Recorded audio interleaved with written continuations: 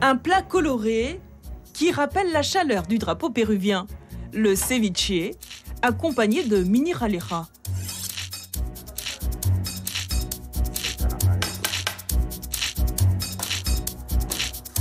Pour apporter le côté croustillant, une panure de loubine, calamars, crevettes et manioc, le tout relevé d'épices. La suite de la recette, c'est le chef Cueva qui nous l'explique. Du sel. Du sel chinois. Le persil chinois.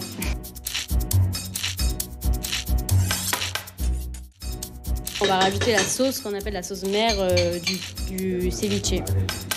Cette sauce est surtout préparée à base de piment du Pérou. Donc c'est un piment qui pique pas mais qui donne surtout du goût. Pour que ce soit un peu plus épais, il rajoute un peu de lait concentré. 15 minutes de préparation et au bout de cette fourchette, une explosion de saveurs. Des mets traditionnels qui peuvent être dégustés à toute occasion. Le plat idéal pour cette franco-péruvienne. Le ceviche qu'on fait, nous, il est préparé avec un piment qu'on appelle le ají amarillo, ají mirasol. Et en fait, c'est un plat qui se mange très très frais. Le ceviche, c'est vraiment un plat qui se mange dans toutes les occasions. Franchement, c'est un plat qui est toujours bon à déguster. Devant un mondial, en famille, avec des amis, c'est vraiment délicieux. Après une note pimentée, une petite douceur française que l'on peut dévorer en un éclair. Sa silhouette en pâte à choux se distingue. L'éclair, la pâtisserie patriotique par excellence. On a pris notre crème citron, on a aromatisé notre chantilly avec du basilic frais.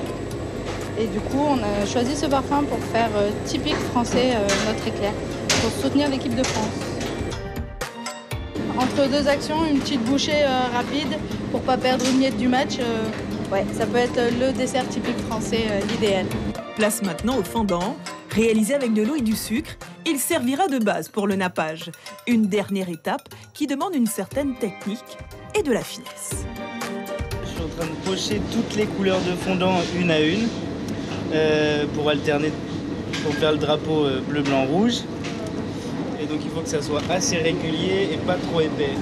Ceviche, éclair citron basilic, le match France-Pérou se joue aussi dans les assiettes. Mais à ce jeu, c'est le palais qui arbitrera.